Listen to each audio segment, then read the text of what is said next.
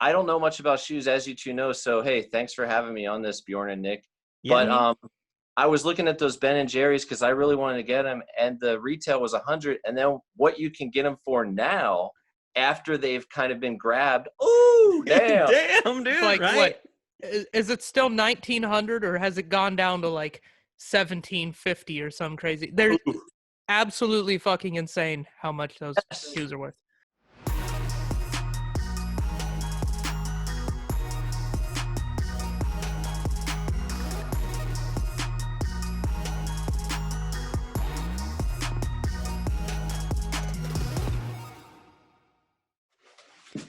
Ooh, these fit. Hell yeah. Well, that's good Wait. to know. Oh, the shoes? I was like, heck yeah, dude. I love how you didn't even try them on before the Good podcast. first step. Appreciate it. I didn't want that to ruin the whole episode. Like in the back of my mind, I'd be like, this is great talking about this shoe, but I got to take it back. So I guess we should have our guest Yeah, let's introduce himself. Who are you? Who's this guy? What's this guy? What is he doing? What's this guy on here? Yo, hey, have we started? We have. Oh, Yeah. okay. Hey, my name is Todd Basil. I've been a Portland comedian for about 3 years. I moved up from LA. There's not much happening in the comedy scene in LA, so I came up to Portland. And I'm a huge Not fan. much. So I'm pumped to be on the podcast. Welcome, Todd. Thank You're also a teacher. What else? All right, yeah, let's do the whole rundown. Goofball. I'm a goofball. I teach calculus at the university in Portland, and I taught at community college for a few years. I love math. I love listening to vinyl records. Hipster alert. Yes. I was vegan for about a year, and now I'm not anymore because I'm just going to roll the dice on my heart for the rest of my life. But I did come away with a lot of great recipes and ingredients to use, so I love cooking with vegan, vegetarian ingredients. And actually, I don't like cooking meat at home anymore. It's just too much work. You know, you are just an enigma, Todd. I have known you now for almost 2 years. Yeah. And I'm constantly learning new things about you. Anytime I have a thing about myself, I just like immediately text it to you. I feel like you know everything about me and I know so little about you. I get blasted for that a lot. Like I had this Police album, Synchronicity. And one day Shanti came home and said, I got this awesome CD by the Police. It's really good. And I'm like, oh yeah, what do you think about it? And she went on. I like this song. This part's great. Can you believe that they use a minimal amount of lyrics and make all these great songs? And then she noticed later on I had that album. She's like, God damn it, why didn't you tell me you had the album? I went on and on about what I thought about it. And I said, yeah, I wanted to hear what you thought. I already know what I think. That's a good point, though. That's a fair point. To be fair, Bjorn, I didn't know that Todd was a huge vinyl record enthusiast or had been a vegan for a year, but I kind of knew that the moment I saw Todd. You're like he didn't have to tell me that for that to be a safe guess. Yeah. Saw that beard, and I was just like, yeah, he probably dabbled in being a vegan and then failed to follow through. Yeah. You do look like a farmer, like a organic farming. You look like a guy who has like a mushroom foraging spot in the forest that you guard with your life. Yeah. Like you've got your place that you go to get morel mushrooms, and if anybody else finds out about it, you're very, very angry. Mm-hmm.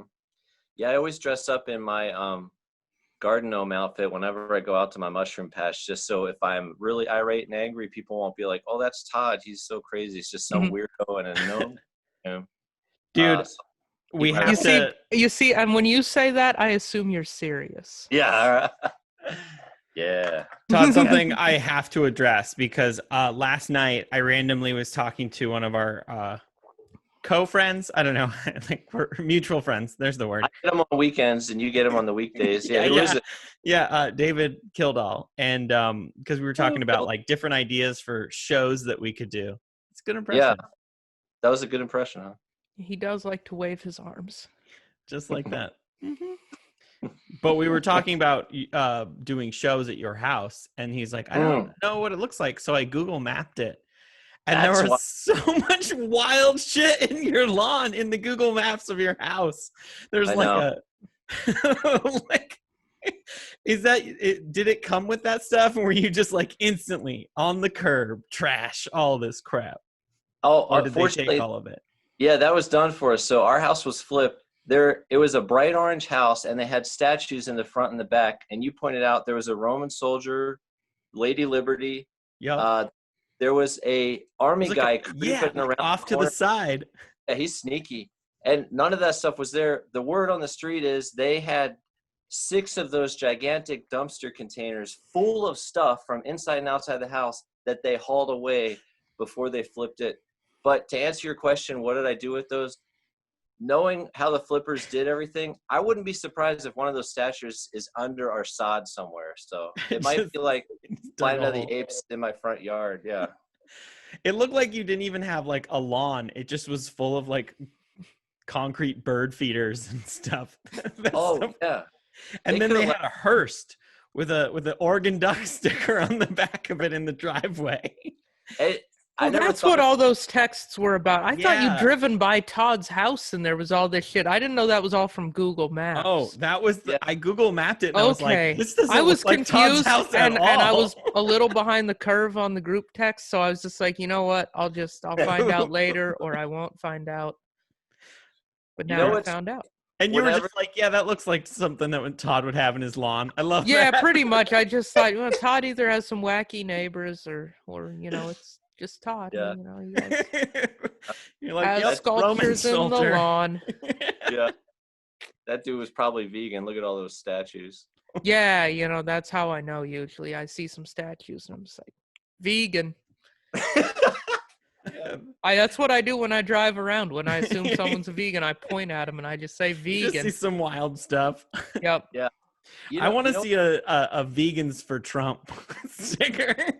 Oh, yeah. I feel like the Venn diagram of that is just like 2 circles that touch with one person. There's probably one. There's probably just one like or two. The most sliver of a thing of like it's I want to know that person. I just want to talk to him.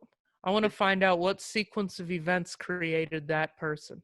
It's probably some wild dietary thing that they're forced into, and they're probably vegan medically. Like medically, they're vegan. They're forced to be, otherwise they would be pronounced dead. And they probably still kill animals just to make up for the ones that didn't die because they were vegan. Oh, wow. Yeah, they still hunt. Yeah, they still kill. Yeah, things. like they still definitely hunt. Or just like occasionally buy some chickens, raise them to adulthood, and slaughter them for fun. Like, yeah, I feel like that's the type of person who would be a vegan Trump supporter. What do you think? This is our political hot take here, guys. I love it. You guys have really fleshed out this character. Maybe they go out to all the hunting sites, fully loaded weapons, eye the prey through their scope, and then just call it a day and say, I could have got that one, but then they leave. They just leave them. They put all the work into it. With none of the payoff, they just get the ultimate hunting blue balls. Well, there is also like if you can't eat meat but you like to hunt, if you get it processed by an actual meat processing place and don't do it yourself, then you can donate it to the food bank. And lots of people do that in Montana, where I'm from. Like if it's like a family and everybody has a tag and they shoot like 6 elk, it's a big family, so now they got 2,000 pounds of meat. They'll get a couple of them done at the food place and send them to the food bank. So it's great in the winter, I guess. If you go to the food bank in Dillon, it's all wild game. Oh yeah, that's pretty slick. Oh, that's funny. One thing I miss from Maryland, I used to live in Maryland, the barbecue and steakhouses had these huge what is that stuff called? Like these huge plastic bulls and cows out in the front of the restaurant. Giant animal statues signifying it's a. Do they do that in Montana too, or? No. Yeah, but they're chainsaw carvings. Yeah, they are. They're chainsaw carvings, or it's like the skull of like a longhorn steer. Even though they don't really raise those in Montana, those are from Texas. They import a skull and they put that up on the fucking building. They're just like, we got dead shit up in here. We've been wrangling the cows or wrangling the steers, and now we got steaks. Yeah, they don't even talk like that in Montana, but when they hang up a skull of a cow, you have to. They talk like that at least momentarily. For like a brief second. Yeah. They're back in a war zone when they're hanging up that game. Yeah. That's awesome. All right, Todd. So what shoes did you bring today? I'm gonna circle it around. All You right, had a hot take. I brought the swoosh. Got some Nikes. All right. Throwing it back to the Cortez, probably the first or one of the first models, but I went with the Day of the Dead 2019 October release of the Cortezes. Okay. And you got them? What size did you get? I got 11 and a half because I used to be a 12 and now I'm an 11 or a 10 and a half. And I'm like, well, let me just do a quick average or roundabout. And I went with 11 and a half and they fit. What'd you pay for them out of curiosity? Oh yeah, no, that's not impolite to ask that. There were. No, you're gonna see why I'm asking that. You're gonna see why, because I did a little digging on these shoes. Oh yeah, well I paid probably a nice retail price. I got them for $76. Okay, so you got to understand is actually paying retail is a good thing on this podcast for the shoes that we're talking about. I don't know much about shoes, as you two know. So, hey, thanks for having me on this, Bjorn and Nick. Yeah. But I was looking at those Ben & Jerry's because I really wanted to get them, and the retail was $100. And then what you can get them for now, after they've kind of been grabbed, ooh, damn. Damn, dude, like, right? What, is it still 1900 or has it gone down to like 1750 or something crazy? They're absolutely fucking insane how much those shoes are worth. I saw 1100, but holy shit. I kind of wish you would have told me that you you wanted them, because I maybe would have tried 11 and a half and would have had better luck than the 10. Maybe, but honestly, dude, those shoes were so sought after that it doesn't fucking matter what size. There were so many people going for them and so many bots going for them. So many different angles on those. Was this weird? We can explain what bots are in a second. I know, and I didn't know they were in the buying shoe game, but that's crazy. Dude, for sure. Well, because the thing is that it's like for a hot shoe like that, it's actually really good to get it for retail. Like that's the best price you're going to get it. You can get it for $100 and then sell it for $1,900. You've made quite a lot of money. Because I was looking at the resale on them and I was like, if I get these, I'm for sure putting them on StockX immediately. Like, oh yeah, like there's no way I can justify to myself keeping that shoe. I'm dead stocking the fuck out of those and selling them.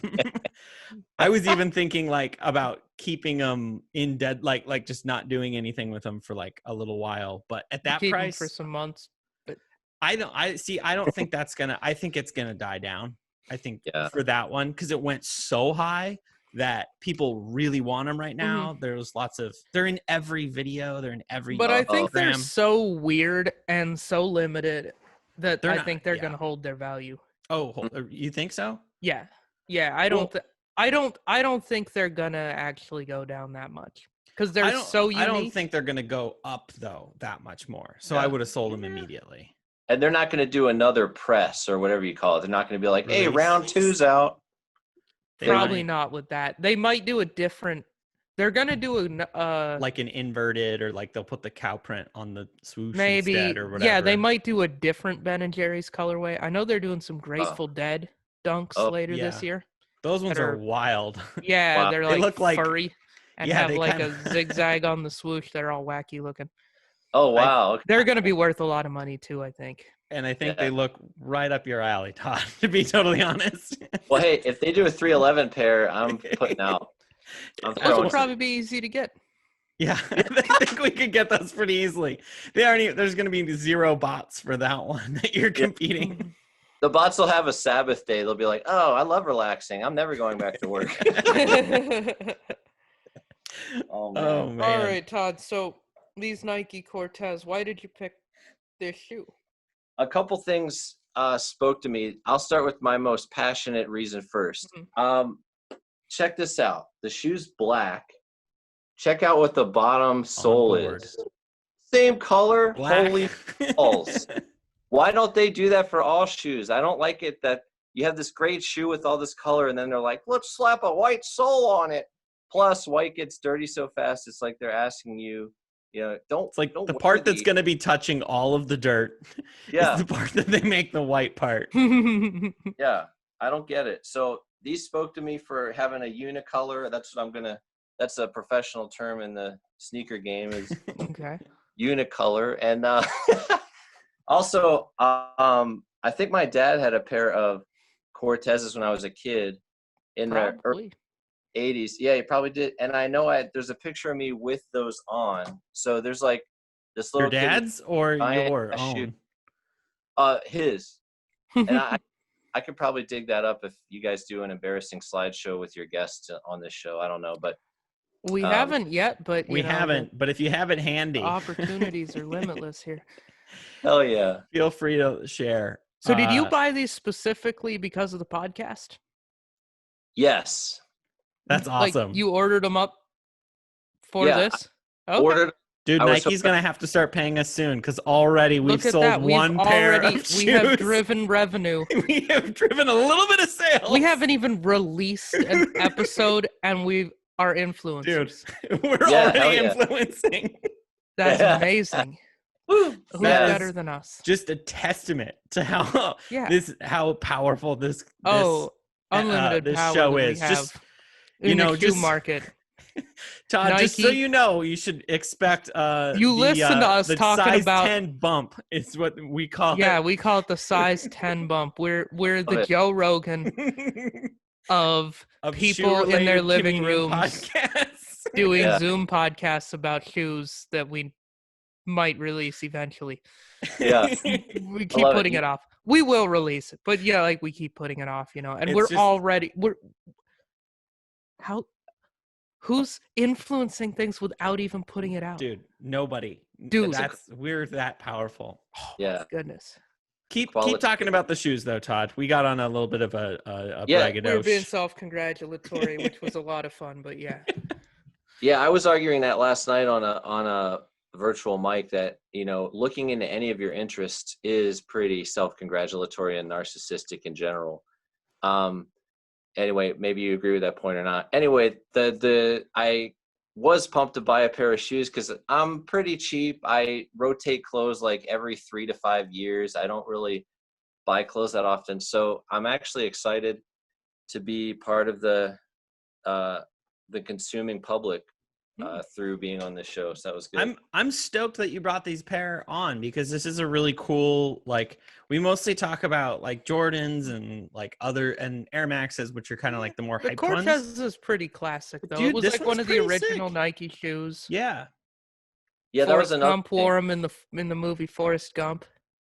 Farrah Fawcett wore them in a very famous skateboard fashion shoot where she's clearly not actually skateboarding. I have all the pictures ready to go if you guys want to see these. Let's see. Kendrick Lamar he has them. He has 2008 18 No, but he's done collabs. He has 3 or 4 or 5. I forget how many he has. But Kendrick Lamar has a line on the side of the one. He also has ones that say house shoes that don't have any laces. I think they're part of the official uniform of the MS-13 gang. Ooh. Yeah, the Cortez has a storied history. Oh, wow. MS-13 gang. But yeah, I like the classic angle of them too. I did own one pair of Jordans as a kid, but I just feel I feel out of it when it comes to Jordans. There's so many, there are a lot. Yeah. But it's the retros, so it's the ones you probably know about that people give a shit about. Honestly.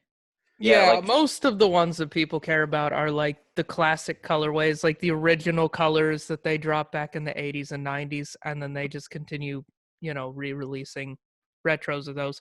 And then there's some limited edition new colorways that people care about, and then there's a bunch of new colorways that nobody cares about.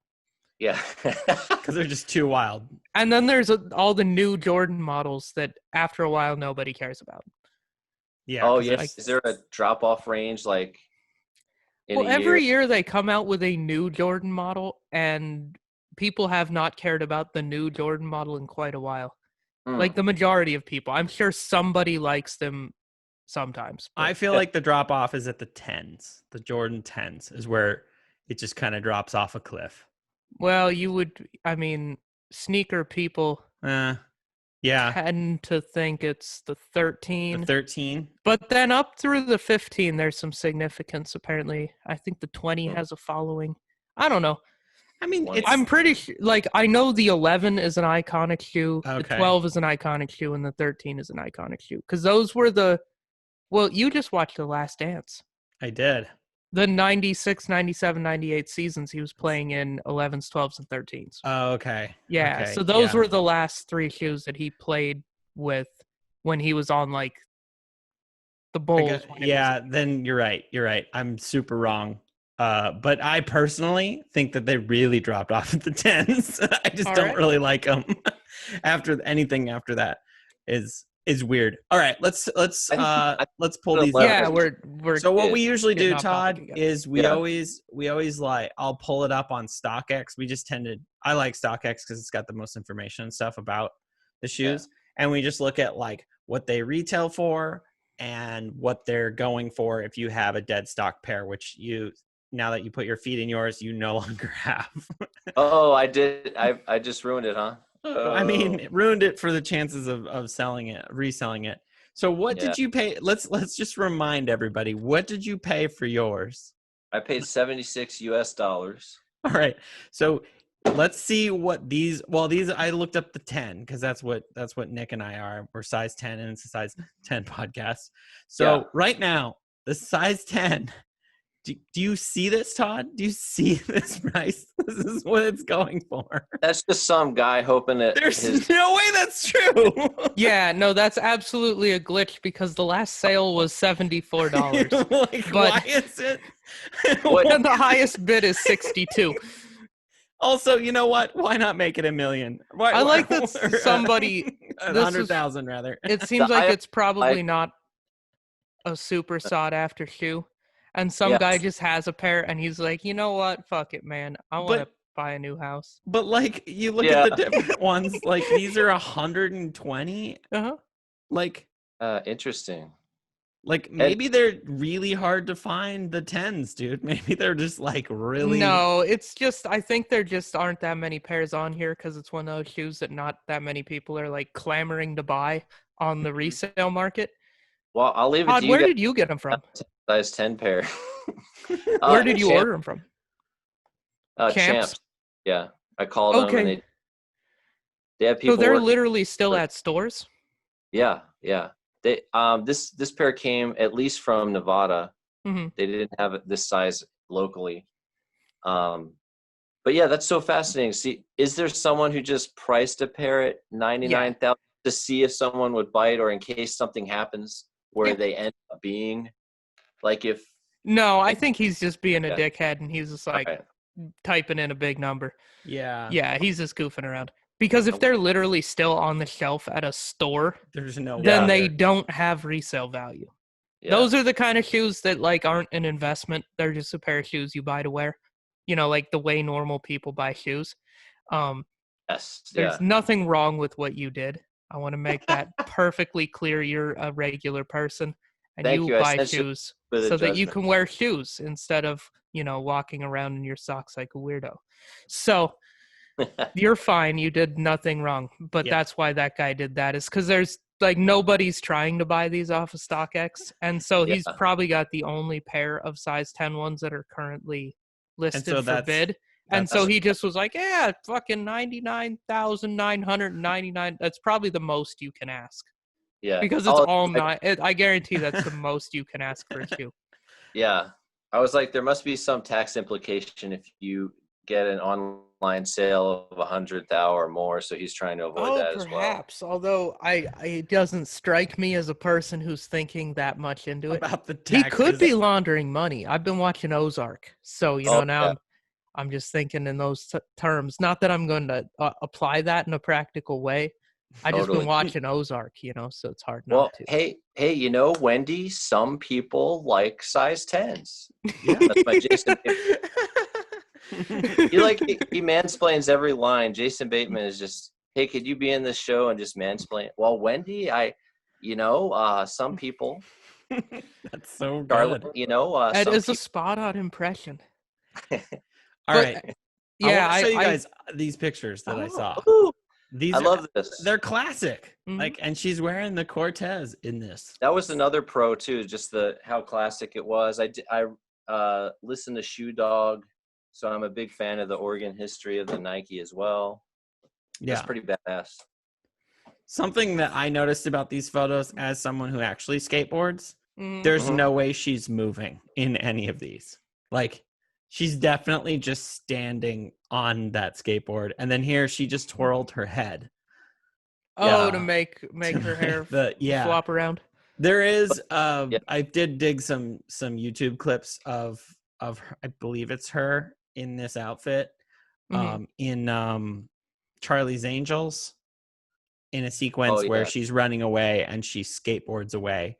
But like the shots are like, it's definitely a body double, and I don't even know if it's a lady that's doing the skateboarding, because I was like, this just looks like a dude in a bad wig, honestly. Like, I ended up, as a skateboarder, you're probably like, there's no way that's real. It doesn't look like there's any movement. But as a non-skateboarder, there's so much potential energy there. Like if I was posed like that and then try to get off the board, there'd be a lot of accidental movement. Yeah, I feel like I could fall down trying to get off a stationary skateboard pretty easily. Because I've been on a skateboard that was moving really slowly, and adjusting the speed of it. That was the most that took all of my concentration, was standing on it and also kicking off and then standing back on it. Yeah, I was fully engaged. My brain was running at 100%. Like that movie, you're using Limitless. both sides. Yeah, like and that was all I could do, and I almost fell off the fucker just doing that. So I just decided not to skateboard after that. It wasn't for me. Yeah. What Nick? What did you do then? Did you transfer your? No, I didn't use that extra potential that I had ever. It's still there, still unused. I hope you find your thing, man. I'll keep looking. I'm doing what I can. Yeah, Bjorn knows Tom Green's my favorite skateboarder because he somehow never skateboarded, although the whole time he was on the skateboard or using the skateboard. It was pretty amazing. He's my hero. He just it's like a prop. He just throws it around his body under his feet, and it looks like he's using it. Well, no, I'm pretty sure he actually does kind of, like, he can ride a board. Tom, the comedian? Yeah, he actually, like, when that movie came out, Freddie Got Fingered, and there's that whole sequence of him at the beginning, like where he's skating through the mall. He like started a new fad in skating at that point. So like it was like those tricks that he does like became a thing that people did for a little while. Like they were kind of the hot tricks, was to do these Tom Green tricks. No, I'm pretty sure he actually skated. Like I know Tony Hawk was like friends with them, and at his height, he gave him his own pro model at Birdhouse Skateboards. Oh, cool. Like gave him a pro model. There's a history of comedians that rock a device, like Tom Green with the skateboard, and then I'm sorry, but Kevin James as Paul Blart Mall Cop, dude, rocked the Segway. Holy shit! Did you see the 3-point turns and stuff in that movie? Why are you apologizing for that? Yeah, what's wrong with? I've heard it's a funny movie. I haven't seen any movies, guys. I haven't seen any movies. Oh, you're not a movie dude. All right. Yeah, that's okay. You guys can be normal people and talk about movies. Yeah, I might have seen the first one. I cannot remember if I did. I don't know if I saw it or not, honestly. I may have just seen the ads, and I could probably watch it and be like, "Yep." I still don't know if I've seen it. Yeah. That's the sign of either a really cool movie with a lot of twists and turns or a really shitty, boring movie. I can't tell. I think both. You could watch the whole thing and be like, yeah, I don't remember if I actually watched that or not. I was halfway through the newest Mission Impossible film, and I was like, I still don't know if I have seen this or not. Because it all felt familiar, yet different. Like I had seen the trailer a bunch of times. And so like there's a lot of sequences that I'm like, wait, I do remember this sequence, but it might have just been from the trailer and the fact that there's like 14 other ones before this that I have seen.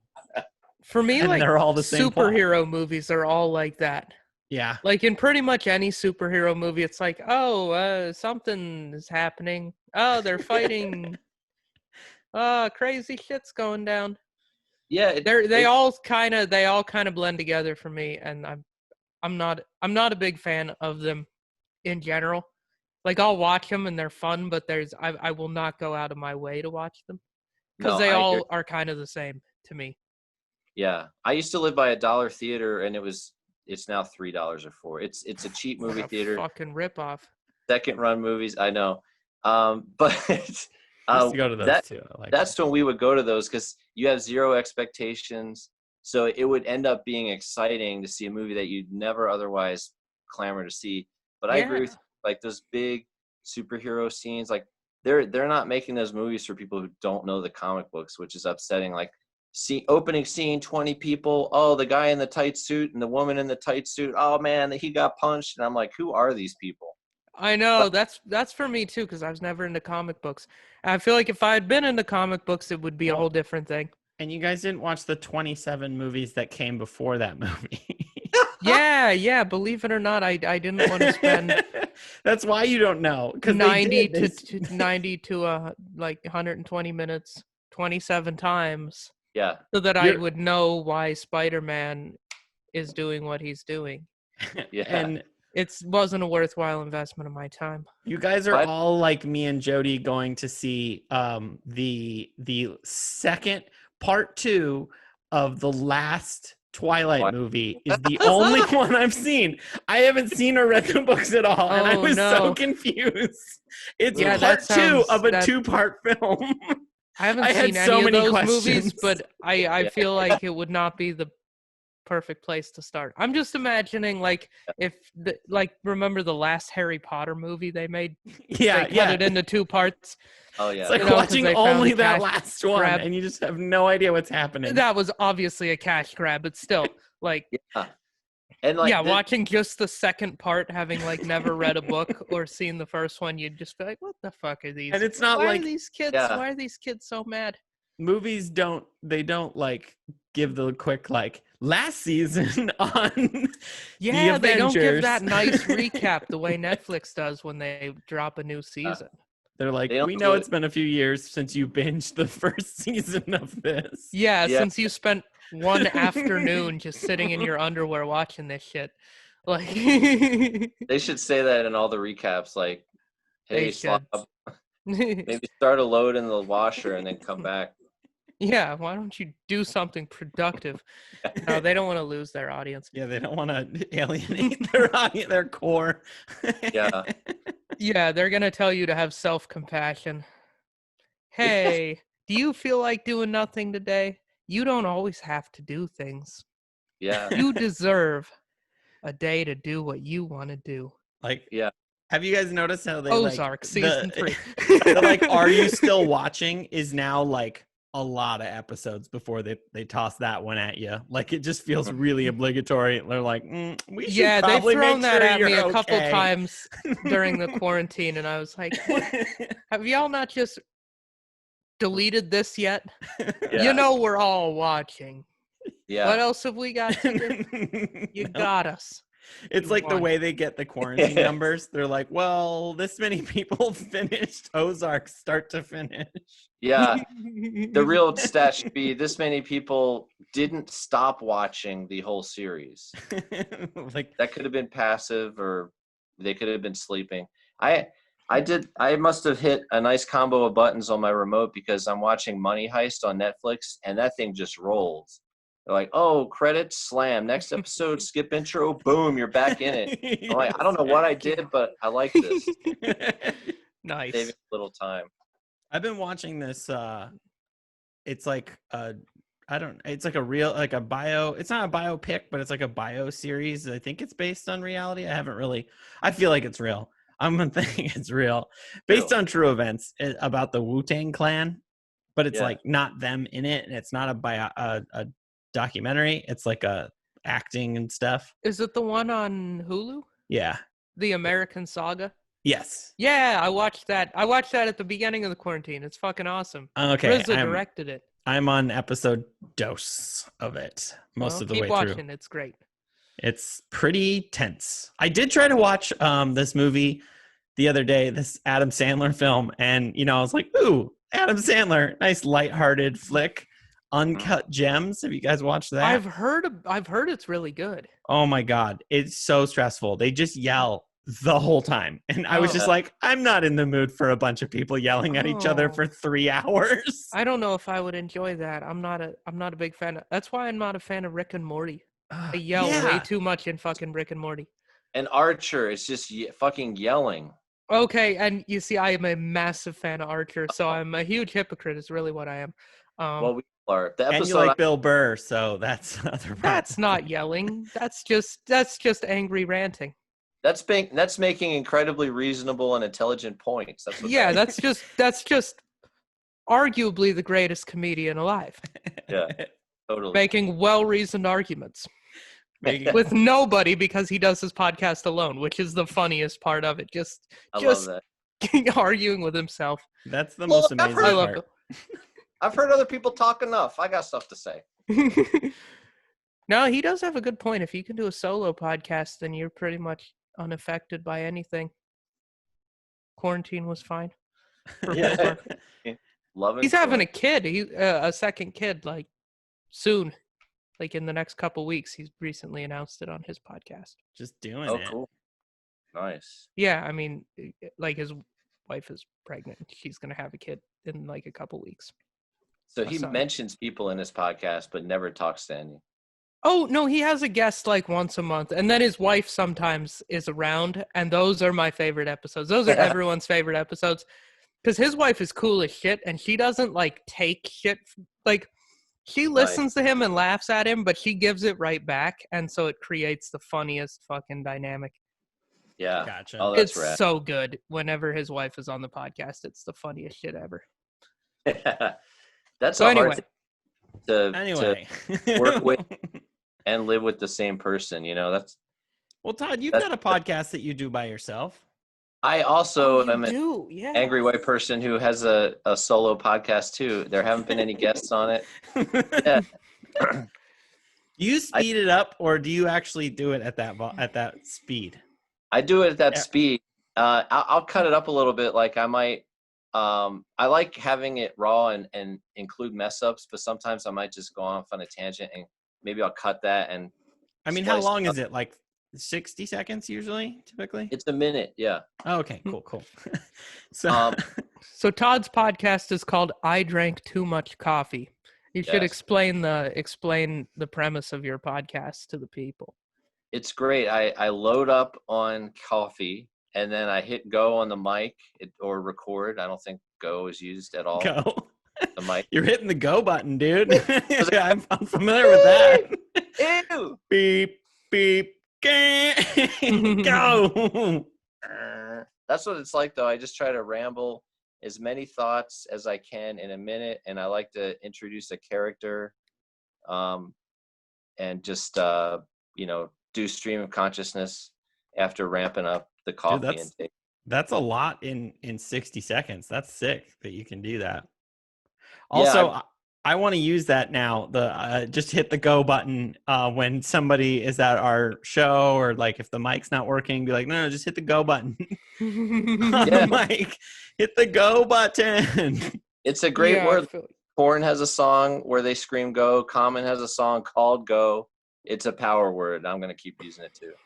Those are two wild pulls. Korn and Common. Korn and Common. Like, go. Boom. Yeah, I feel like fans of both of those bands are kind of like vegan Republicans. Yeah, they're right in that Venn diagram. They're in that same Venn diagram. I feel like most people who love Korn probably aren't huge fans of Common. Well, I don't Except know. you, Todd. What about you, Todd? You're the intersection of that Venn diagram, apparently. Well, I do have a slogan for that sliver of people who are vegan and support Donald Trump. It's eat orange, vote orange. That's their slogan. Eat oranges, carrots vote for carrots. Carrots. Carrot tops for carrot bottoms. Hey. Carrot bottom. There's a subgenre of the carrot bottom. Yeah. Wait, is carrot a word for like a Republican? No. I don't know. I don't think so. I just was saying words. Oh, okay. I was like, I felt like I was lost, but maybe we were. That was just carrot bottom sounds like a really bad comedian, like a prop, like a failed gay prop comedian. Yes, carrot bottom, a gay carrot top tribute act. Yeah. Oh God. Yeah. Carrot bottom. Goes blue. Carrot bottom. Goes blue. It's a magician. No, he's a magician. Or just like a gay porn star with red hair. Yeah. Yep, there probably is. There probably is. There probably is a video called that on the internet if you dig. Probably don't even have to dig. You probably just type it in and there the fuck it is. And now you have brain damage. Oh God. Now you have brain damage. There's him fire out there. So much red hair. Or you're just inspired. Just some inspiration. The 2-part finale of that movie franchise with Carrot Bottom was so good. It sounds like it would incorporate vegetables, and it just seems disturbing. Yeah. Todd, you been writing much comedy lately? No. In fact, I sent you guys a message like, oh, I lost and then found my comedy notebook and realized how long it's been since I checked it. I'm happily writing other stuff. Like I'm not working on stand-up materials much, just thinking about what kind of videos I can create, and then kind of bend the form of a sketch show. Okay. Like the traditional sketch show is you show up, you wait in an awkward line, and then you get your seat, and then there's sketches, and in between there's this loud blaring music that completely violates the tone that they just set up with the previous sketch while they set the stage for the next sketch.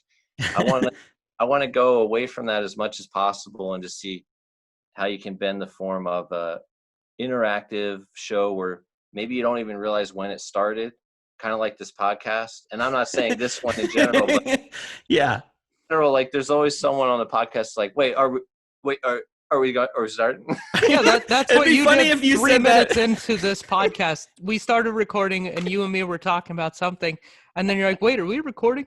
Todd, like do me a huge favor. So when that's you a solid go on, callback to the beginning of this, is. whether you intended it to be or not. It was beautiful, but please do me a favor. Future Todd, when you're on a big podcast, like if you ever go on something like Rogan or one of those, 2 hours into the podcast, you should just be like, are we recording?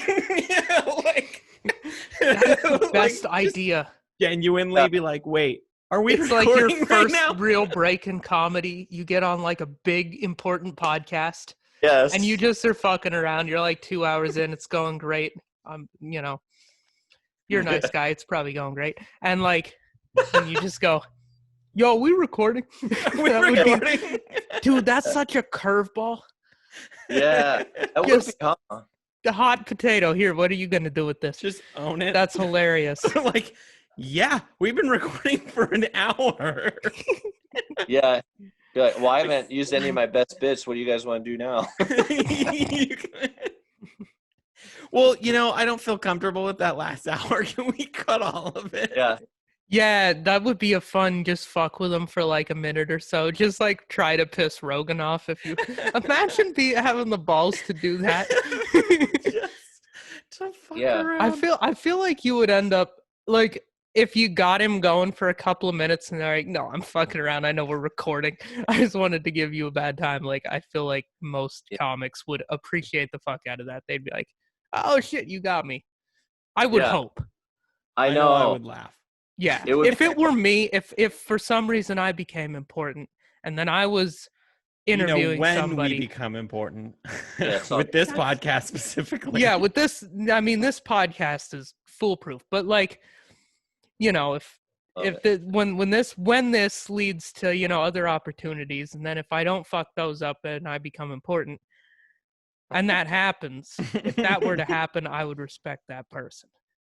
Yeah, that'd be badass. If they got me pissed off a little bit, bro, we fucking just taped an hour and a half, and you want me to delete that shit? No, I'm not. That's not No, happening. whatever you said, you got to live with that. Twitter, just don't look at Twitter. Like, Yeah, or that'd whatever be the awesome. equivalent is. I don't yeah, know. the new Twitter. The new something's around the corner, probably. Yeah, Probably. where you I just think stuff and it's out there. Oh, that's no good. That sounds Nope. terrible. Yeah, no, I'm done. Everyone's done. Yeah. Everyone's done. My Everyone. thoughts are out there. Yeah, we Like, are. Woo! It is game Whoops. over. Hit send on that thought. Shouldn't have done that. Like, Oh, are you sure you want a send button? Yeah. Hashtag not. Actually, that's great. We'll all get microchipped by Bill Gates, and then our thoughts will be on a social media platform, but there will be that Google 3-second delay. Are you sure you want to send? Yeah, I feel like most likely that would be bad for everyone's thoughts to be everywhere. Well, what if it was good though? I almost think it would be good. There's because some it would good just about be it. so much out there. It would be wouldn't really matter fun. as much. It would be really fun when like annoying people who virtue signal and pander all over social media. And now their thoughts are released, and it's just a tirade. Just so much hate. Yeah. Oh, that would be fun. We I could would have feel Bjorn vindicated, but then they would know that I felt vindicated because I would have that thought. I think a lot of people would get in a lot of fights. Oh, yeah. We wouldn't be able to handle it. The world would be a Jerry Springer show this for scenario. sure. I think in the short term it would be real bad. Yeah. What Like, do you think, people Todd? You wouldn't- had a thought. I'm interrupting Nick because I want to Go hear your ahead. thought. No, we could solve a lot of problems too. I think you're right, Nick. Things would blow up at first, but then with everything out there, we'd have to make sense of it, and the good things would come of it. I forgot what I was going to say, but I love this idea. Oh, yeah, I would, like what. Oh, we should keep going. incorporate sound effects where if there's someone who's just blasting, they have like the 7-page unfiltered, unending thing. There's just this sound that roasts them, like an old school laser printer sound just comes on like, and they're like, oh, okay, I've been going on too long. The microchip just has a little like buzzer in it, like a dog collar, and somebody somewhere on the internet just hits the button, and people just go, ooh. I'm like, Yes. Yeah, like when your dog isn't listening at the park, and you just got to give him a little Yeah. feel hit like- there. I feel like another good one would be like that early internet dial-up noise. Yeah, It's the just like, dial-up tone. No, I think they need just a reset button. Just jolts you with some electricity, and you just kind of go. Ooh. Like, Yeah. wait, what? I mean, if you're gonna microchip everybody's brain and put their thoughts on the internet, we've really crossed a lot of bridges into some wild like Some George wild Orwell places. shit going on now. So like, if we're reading everyone's thoughts, we probably can also zap them into like stopping thinking briefly, when it's too much. Electroshock therapy, essentially. Yeah. This isn't something we don't want this to be put into place. This would be a bad policy. But we kind of do, like, to some extent. Like, I don't think we do. I think we'll actually be addicted to that noise when someone has to reset that thing you did. We'll be like divulging Be like, our feelings to people. We'll oh God, I hope they reset because I do not like what I just told this person. I hope they run out of space. Like when you say something that you regret, you just try to get them talking so Yeah. that they end up saying too much and they get zapped and they forget about it. Is that Yeah. what you're saying? Yeah. All right. Hard reset. I do on think that. you had a good point with us getting used to it. Just like we did with coronavirus here with the lockdown. Like most people, I feel like it was awful the first couple weeks, and then they kind of settled into a new routine. And I suppose reading everyone's thoughts on the internet would become a new routine. Like you just get really good at ignoring everything.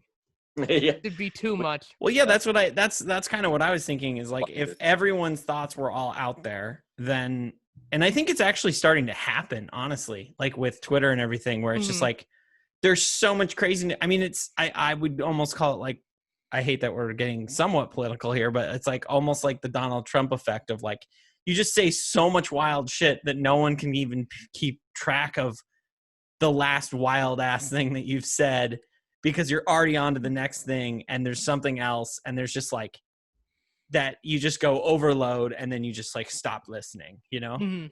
Yeah. Yeah, they have two new stations and not broadcasting his sessions, and then everyone just realizing, oh, okay, I have heard enough. I'm just gonna deal with other things, think about other things. Yeah, it's like how sometimes I just keep talking and talking, and I'm sure most people just do that. They're like, oh, I'll just let Bjorn do his thing, and I'm like, he'll eventually stop or like pause and realize that nobody's listening, and maybe he'll stop just jabbing away. Oh no, he's doing the Muppet voice again. I feel like I do that more than you do, at least on the podcast here. Like, ooh, we're hearing voices. That's a guaranteed 30 more minutes for sure. It's hilarious. That was Strap a pretty good. in, everybody. Better take this one around the block. We ain't stopping yet. All right, so let's go back to the hues. Let's circle here to the topic at hand. Yeah, circle back to the Cortez. So you chose the Cortez because it's a classic silhouette and because you like the colorway and the fact that the sole was black. Yeah, and colorway. It does seem definitely like a very wearable shoe. That's the thing too. Is I don't mean to blow anyone's cover, but I think Nick, you did tell me like, yeah, you do sacrifice comfort on a lot of these, popular shoes. So, which is something that's very baffling to me. But yeah, I intend to wear the hell out of this one. It'll probably be like my casual go out and do stuff shoe for a while, and then when it gets dirty enough, I'll maybe use it for running or trailing. But yeah, no. Wait, what's the difference? What's the difference between running and trailing? Trailing is you're trying to lose the police, but running is just casual. You ain't running from the police. You trailing. Yeah. It's like Todd, why are you running so fast? Trailing. I'm trailing today. It's more of a slow meander rather than a run. I just never heard someone refer to them as two different things. Like, yeah. Well, is that a runner's community thing? Because I'm not in that. I don't know that. I didn't know that word either. No, I don't know if any runners use it, but to me, it's always a decision. I love to run, and it's always a decision. Am I gonna street run? Am I gonna use the track, or am I gonna go to a park and do some trail running? And they have great trails around here with they mulch them every season, so they're really nice and pristine. So there's different running not platforms. I'm so far from running right now. Like I don't do it at all. Trail running though. I know what you're talking about. Trail running. That's that shit where you go and twist your ankle, right? Because you step on a root or some shit. Yeah. There's a lot more roots in trail running, I feel like, than in you go from an environmentalist to an anti-environmentalist. You're like, oh, look how beautiful it is. Snap. Oh, fuck these trees. These trees. I'm going to run in the desert next time. You can't trip over a cactus. Yeah, exactly. That's so funny, Todd. You go from an environmentalist, like, isn't it great to be in the outdoors? And you're like, fuck this waterfall. It's making me slip and shit. Yeah. We should dam the shit out of this thing. Damn it. Fuck the damn that waterfall up. Fuck your whatever the salmon. Yeah, fuck those salmon. I always, whenever I go see that giant waterfall, Multnomah, whatever, you know what? Multnomah Falls. I always want to see just like some wild ass fish just flying off that thing, like jumping off the top of it, like not realizing it. Just like, let's just, how far down can it possibly be? It would be a bummer to be that fish because I feel like that thing hits a rock like halfway down, like after about 300 of the 500 feet, it hits a rock. Yeah. So you're about to have a dark day if you're that fish. Well, at least you only experience half of it because you're probably dead at that 300-foot rock. Yeah, when you hit the rock, it's kind of game over, I think, for most fish. You're just like, I would assume. I'm not floating anymore. Like this is a different buoyancy that I'm not used to. Yeah. That's like that scene in Titanic where the ship's going down and the weight shifts and you hear the people go and then each pole you hear it like they hit each pole. There's the people falling down the boat. Yeah, that's a bummer of a scene. And I always remember that dude that just bounces off the Yeah, the that guy. repeller. Is that what it's called? A repeller, right? I don't remember that. I remember a Propeller, guy excuse bounced me. off of something. Yeah, there's a dude that bounces off the propeller. Well, I said Okay. repeller because No, I I was don't know if remembering there's. it. I'm trying to think about whether or not there's fish upstream of Multnomah Falls. Like, cause I don't think there's native fish up there. Like, I don't think they could get up there because they'd have had to Let's go jump up a introduce some 500-foot goldfish. waterfall. Yeah, how would they And go upstream? yeah, that's impossible. There is a cool kind of fish in Hawaii. It's a kind of goby, which is this little fish that's it lives in both salt and fresh water. But it spawns in fresh water. It's like a salmon in that way, but it's a little fish. And it climbs up this waterfall on the Big Island. I think it's called Akaka Falls. It's a really famous waterfall. This fucking little tiny fish climbs up the rock. It's got a sucker near its tail and then like its mouth. Is it this? And it climbs up. Is Yeah. this It climbs up the rock like 400 feet to get up above this waterfall. It's pretty cool. It's like the fish version of Tom Cruise in Mission Impossible. It is. Yeah, this fish is a savage. It's on the cliff. Now, why this fish evolved to have to climb 400 feet when it's like 5 inches long is beyond me. That seems like overkill. Like way more work, way more trouble than it's worth. I guess probably because once you're up above the waterfall, there's nothing to eat a little Nah, fish. dude, it's the original Free Solo. You don't get it. No, I don't think. I think fish are more like me. I think they only do stuff when they have to, and I think that's why. Or if there's fucking happening up there, that's when they really go for it. Well, I mean, that's why they're doing it. They go up there to. That's what the gobies are for. They're like they just they go up there to party, spawn. dude. Up they go up there to spawn. I think it's because the little baby ones don't have anything to eat them up there. Because it's up a 400-foot waterfall and it's Hawaii, so there's not like native predators or anything. Okay. That's a beautiful fish story. It's like they have this gigantic sucker that can propel them up, and maybe their whole life they're like, what is this freakish thing I have on my body? And they never get it. And then when they see the fall, it just clicks like, oh, hell yeah. They're just like, I got this thing. A million fish at the same time think that they all had this original thought. Yeah. Like, holy shit, I'm going to climb up there. What if I use this thing to do this thing? Oh, shit. Dude, holy shit. And then if they had the internet, then they would all just stop doing it. Yeah, they'd all stop doing it. They're like, been done. Like, a lot.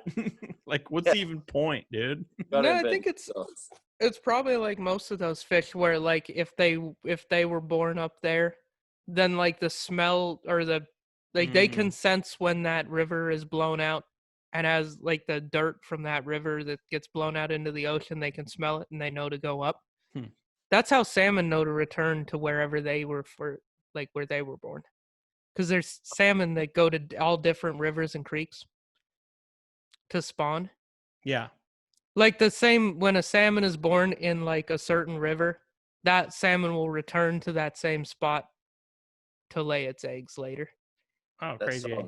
So there are different populations of salmon and steelhead in every different river in Oregon. Like, and those populations go up that river to a certain part of the river, and that's where they spawn every year or 2 years or whatever cycle they're on. Yeah, fish are cool. This turned into fucking a nature show. Yeah. I love it. I want to know if we have, you know how there's the arguments that we all have a certain gift or set of gifts, and knowing our role in the world where we could make the most impact. What if that's our thing? Like fish, they have a thing in them telling them where they came from. What if, I mean, what do you guys think about that? There's a thing we all have, we try and find it or maybe ignore it, but that's our place in the world or where we can contribute the most. And some people find it early, some people never find it. Did you feel a draw when you moved to Oregon? Like with that logic?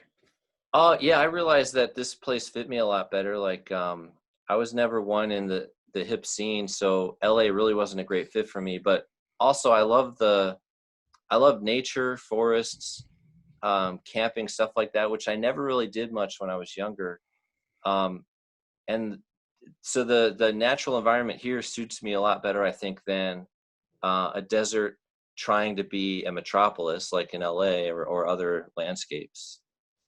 So yeah, and I worked at a cafe in Eagle Rock, and one of my customers said, "Hey, have you ever been to the Northwest, like Seattle, Portland?" I said, "No."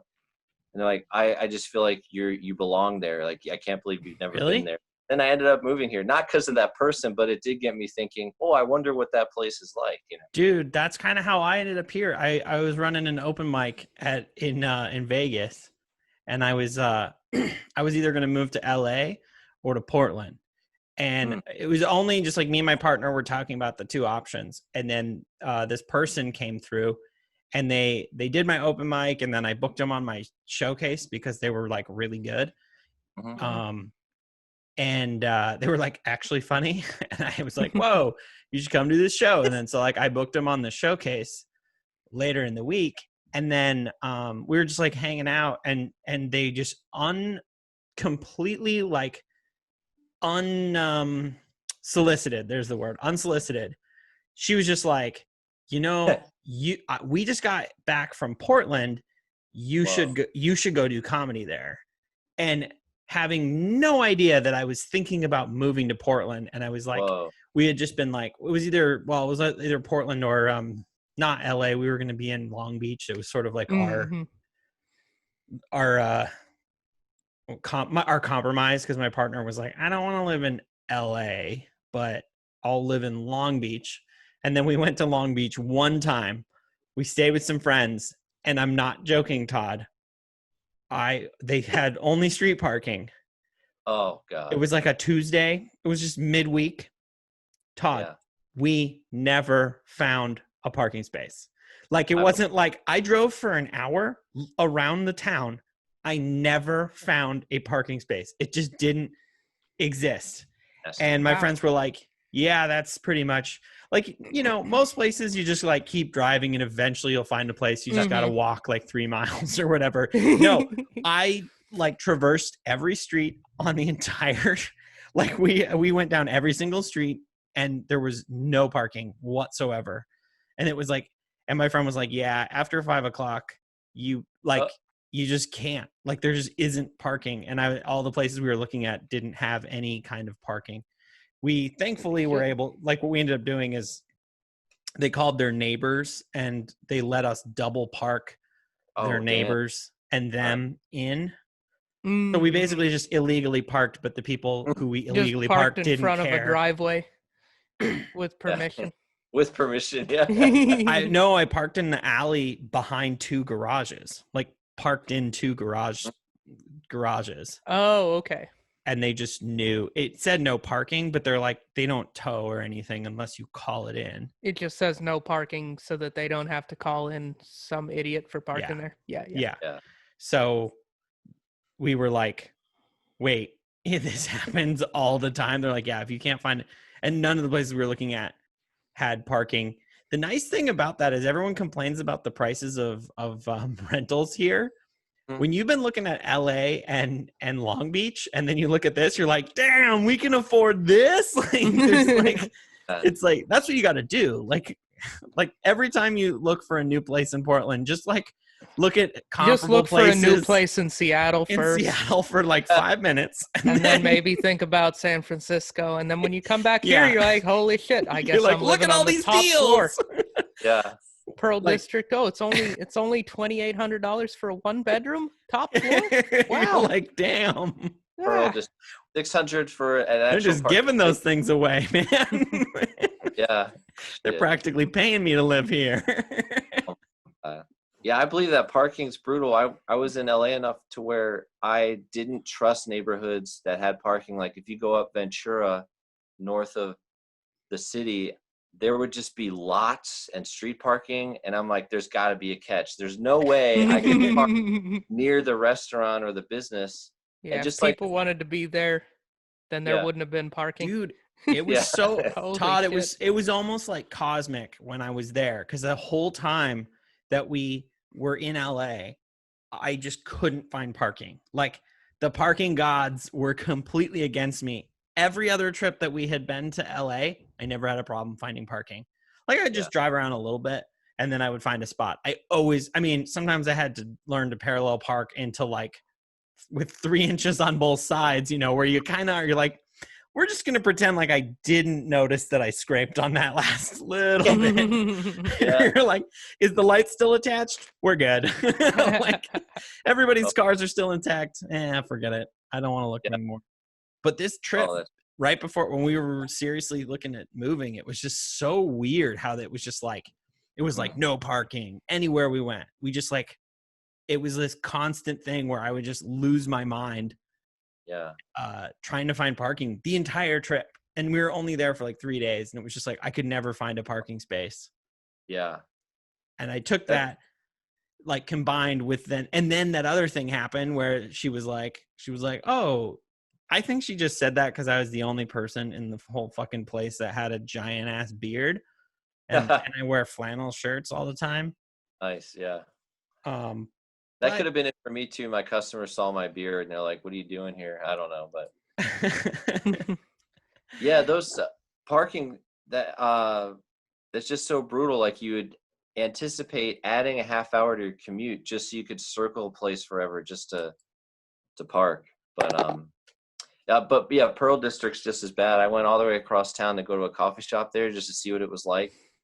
And I couldn't find parking without paying. And I'm like, I'm out of here. I just drove back. Yeah, the Pearl is kind of tough to park in here. There's so many streets in the Pearl that don't have any parking that the few that do allow it like get full fast. Well, it's because of all those apartments that they're putting in more. What it is they're just putting in more places than there are spaces. Oh, most of those apartment buildings also have a garage attached. Yeah, but not all of them, dude. I think the majority, but they're paid. Like you have to pay for your spot in those garages. Extra. Sometimes a lot it's extra. A building. Yeah, we looked at a place, a high rise. It was incredible. There was a full view, full window, head to toe. Tall in building. The Pearl. It stopped at your toes. It stopped.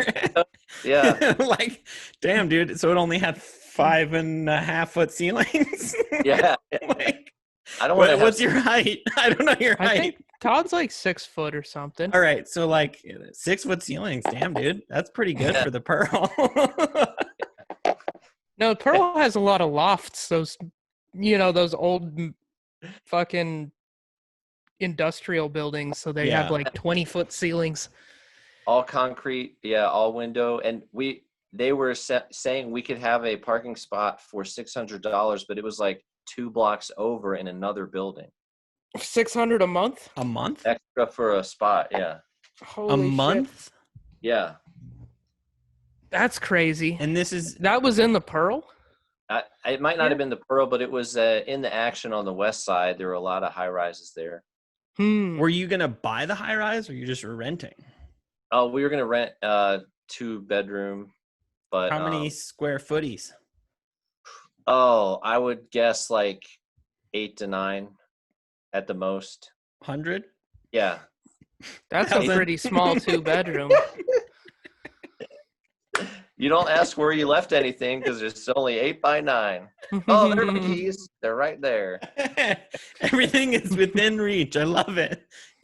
Todd, that is something you would say about like, yeah, we live in this 300 square footer. The great thing is I can just sit in a swivel chair and touch everything. Yeah. Bad thing is that swivel chair is my only furniture because I don't have space for anything else. Totally. All right. So Todd, we should probably we're getting close on time with this podcast, so we got to ask you. Have we started yet? Yeah, we actually just started recording, but it's a 5-minute podcast, so we're really running low on time. We got to ask you our big question we ask everybody, which is, do you have like when you record your comedy special in the future? You get your big I don't know, Spotify deal, I think is the new thing to record a special. Mm-hmm. What sneakers or what shoes are you gonna wear? I'm gonna have a minimum of 3 costume changes for my first special. I'm just gonna blow it up big, make a Okay. statement. Okay. But what I really liked thinking about was I'm gonna get one of those pair of light up Heelys and wear them, and I think it would be rad if that actually added to some of the jokes, some of the punches. Like, yeah, I walked in, I didn't know what to do, so I just moonwalked it up to the bar, and then the lights go out and the Heelys light up, and I moonwalk over on the stage. You just like after your punchline, when you pause for laughs, you also have all the lights go out and you just Heely across the stage. Yeah. Like oh my god. The leg tap with the mic, like boom. I'll have a cross. Yeah. So What like color? these ones blackout are pretty hot, wheelie dude. Like Yeah. these ones? Heck Yeah, yeah. multicolor for sure. But that would be great to have a punch tag where after every joke the lights go out and I do a full stage. That's a great idea, Nick. Just milk that shit, Maybe I mean, if you're going to invest $33.59 in a pair of gold light up Heelys, yeah. you better get your money's worth. These are children's Oh, sizes. those are all I think. kids. Dang, dude. I don't know. Uh-oh. I'm sure they make them for adults. I'm sure we can find some light up. Yeah. All right. Honestly, yeah, if not that, it'll probably be these or whatever the newest pair of shoes I have. Just whatever you've been wearing, you're just gonna be like, well, these are my shoes, and that's what I wear. Yeah. I will say it's very distracting to me when a comic comes out in their special and they have all brand new shit. And I that's a fun look, but I just can't stop staring. Like if they have these big old sneakers with the it's in the tongue are all flared out. It's like they have this skinny outfit and then these big ass fly shoes. They're like, hey, Boston, what's up? And I'm like, what are you doing? I can't stop shoes. Todd, I found, so for some reason these came up when I Googled light up Heelys. Oh, okay. I think that these basically describe what you were just describing, and I find that really funny. These are the Dolce and Gabbana. Yeah, there we go. These are pretty wild. For some weird reason, I could see you rocking the shit out of these. Like, I cannot see Todd wearing those. I would love to see Todd wearing those. Oh man! But it would surprise me if he did. I would probably remove the tag so I'm not flexing. But yeah, what the do bottom they cost? of the shoe, these are $995. Hey, they're less than $1,000. They're just under a G, dude. Yeah, that's not bad. I don't know European sizes, but these might only be. I like at the bottom, it's like if you're bored, you can, when you're waiting in line, you can go ahead and solve that gold and black Rubik's Cube. That's a nice feature.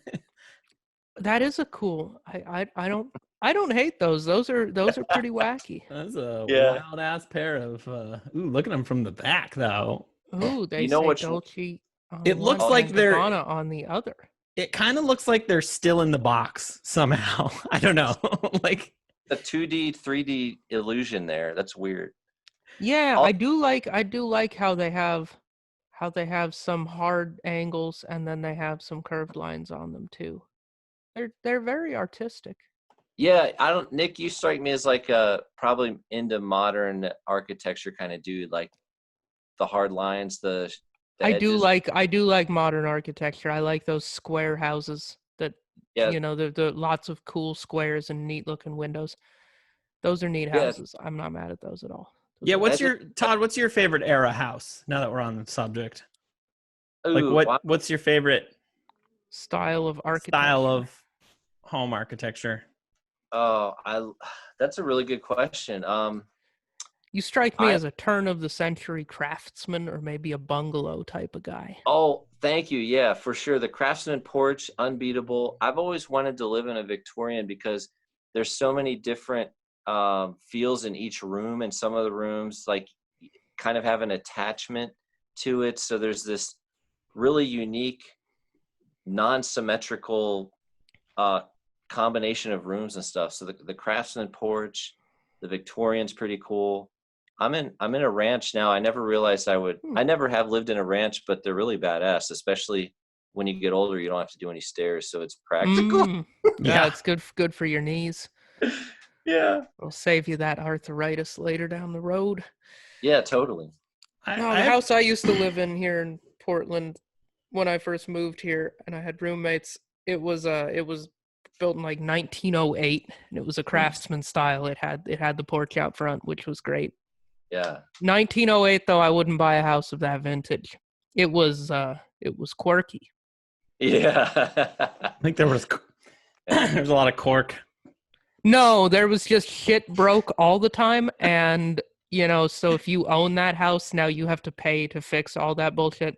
Yeah. And I would just buy a newer house because that seems like a headache. What year house would you? Ooh. Well, I mean, if I have loads and loads of money, I want one of these new houses that looks really cool. The new modern-y houses. Yeah, the super modern arcades. Somebody just built one down the road that's fucking tremendous. It's really cool, but when they moved in like a month ago, they were driving up in a Range Rover. So I think I've been priced out of such a house. Well, no, there's one actually for sale over kind of in our neighborhood that I saw, and I was like, I saw the for sale sign, and I like to just look up the price, and by that I mean I yell at my partner to look.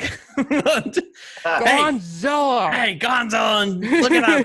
He's like my co-pilot mostly does Googling for me. Hey, why is it that this happens? Like, we learned all about guard llamas on the way up here because we saw a flock of sheep, and there was a llama in the middle of it. And my partner was like, "Why?"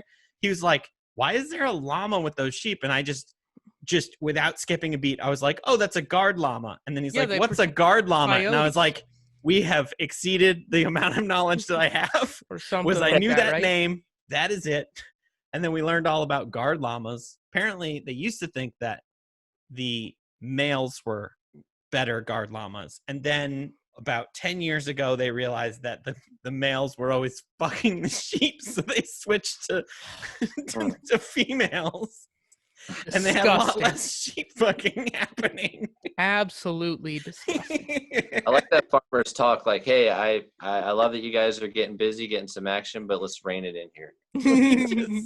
Whoa. I said guard them, not fuck them. Yeah. Keep your work separate. I wonder if that's how they decided which ones that they would protect more aggressively. Yeah.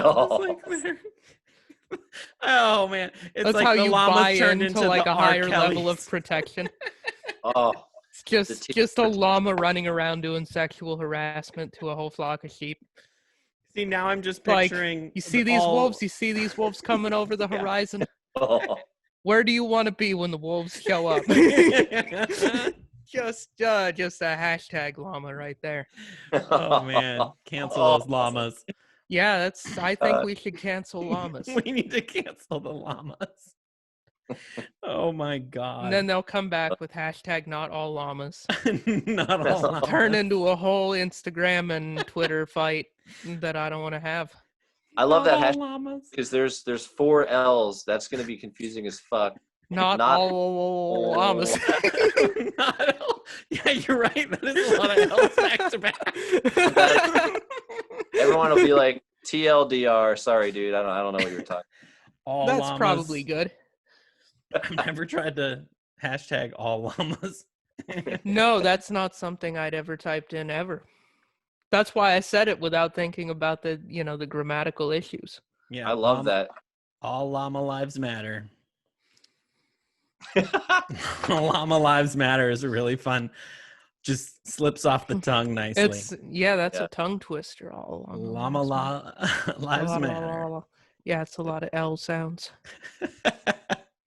I'm sure you guys went over what shoe you'd wear on your special. So I don't know if you want to repeat that if you already did it. If you did already talk about that, if you have any suggestions on what I should wear for my special. We have, but I think we could. Other than this Dolce & Gabbana one that I showed you. That's the first costume change right there, the Dolce & Gabbanas. Yeah. Dolce & Gabbana for the first I think my opinion on this is like I wouldn't necessarily recommend a shoe for a comic to wear on their special because I feel like that's kind of a personal choice. And like it would have to be it's either a shoe that matters to you or literally anything because shoes aren't really a big thing for you. And both of those are totally fine. But like it would be weird if I feel like it would be inauthentic if a comic was like, what should I wear? And I was like, oh, this crazy flashy shoe. And then they get a ton of attention. They're like, why'd you get that? Some jackass told me to. Like, it would be annoying for them when 100 people were like, why'd you pick that shoe? Now, that being said, Todd, I think you should wear you would go for the Nike SB Chunky Dunky. Is what I would pick for you. That is a very Todd shoe. Because it is such a Todd shoe. Like, of anybody, like, I was thinking about it. I was like, well, what shoe would I recommend when there's no, where money isn't an object on it? It's just like, whatever shoe, whatever flashy, ridiculous shoe would Todd wear? Absolutely, the Chunky Dunky is the one. Because that just, like, it just fits your, it doesn't really make sense. It's like, this is going to get really mean. It's got some hair in weird places. Well, that's me, baby. Oh yeah. Like it's like, wait, is that fur? Is that... I'm a salon's worst nightmare. Yeah. Oh, that costs extra, and that. Fuck this. I'm out of here. Like I'll do it for some reason the swoosh is melty. Like I love that. Well, because it's ice cream themed. Right. Probably, It's got all these that's colors. Probably the reason. It's like the only thing you could really wear with this shirt is like a fucking tie-dye shirt, maybe, or like. The inside of the shoe is tie-dye. It is, yeah. I feel like you can wear, like, you probably would just wear something neutral and kind of muted because it's such a loud shoe.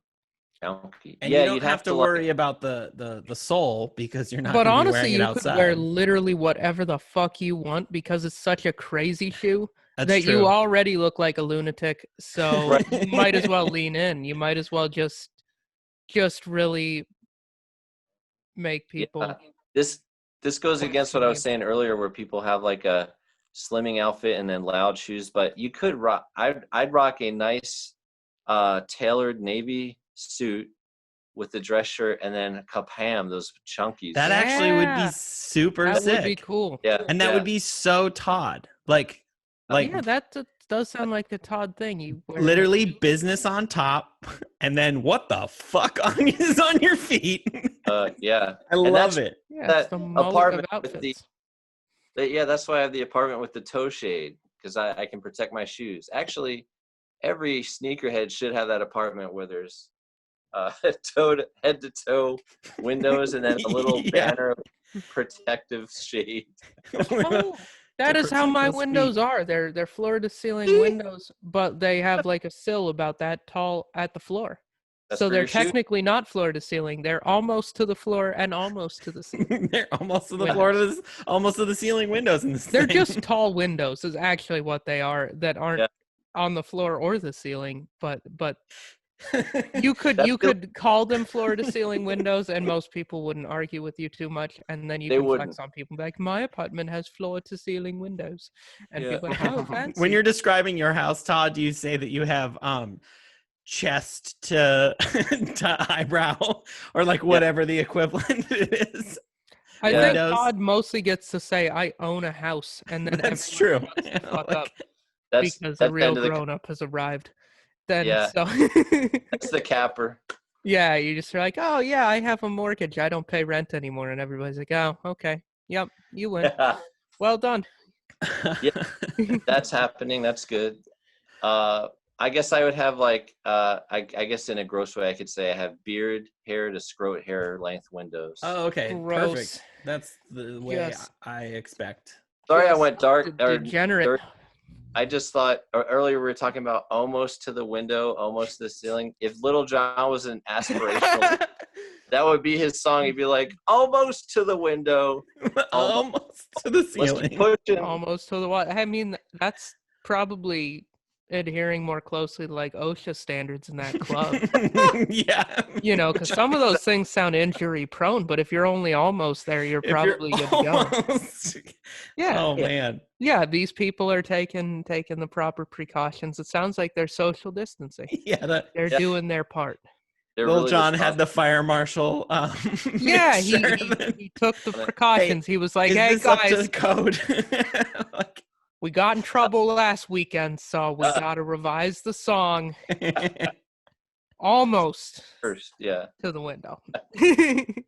Don't hit the windows. Guys, Fucking come club's on. gonna kick us out. They don't need another insurance bill. It's through They're the double roof paying. already. All right. So Todd, is there anything you want to plug? Do you want to plug your You podcast? are a TikTok star. TikTok. Yeah, thanks. I'm putting videos out. Some on TikTok. I'm on YouTube at Todd Basil. So whatever pronunciation you want to use Is part of Basil my- and Basil spelt the same or different? Is it kind of like a bass bass sort of situation? That's spelled the same. Yeah. Oh, okay, cool. Because I typed in Basil and then nothing came up. I know that's a guy. That's a guy selling Greek olives. You don't want to deal with him. Yeah, Todd Basil on YouTube, and my podcast. Thanks for mentioning this, Nick and Bjorn. I drank too much coffee, and that's a minute podcast, and I'm trying to get it on some platforms, but I'm discovering all sorts of things about RSS feeds. We'll see what happens. Cool. Yeah. All right, Nick. What about you? You got your usual plugs? Yeah, Nick Scalzone Comedy on Instagram. That's it. And you can follow me on Instagram at EscapeCub. Definitely like and subscribe to our podcast. Hit that like button, hit that bell, get the notifications, and we'll have another episode for you next week. Thanks, everybody. All right, thanks. And thanks, Todd, for coming on the pod. I appreciate it. Thanks, Bjorn. Thanks, Nick. Bye.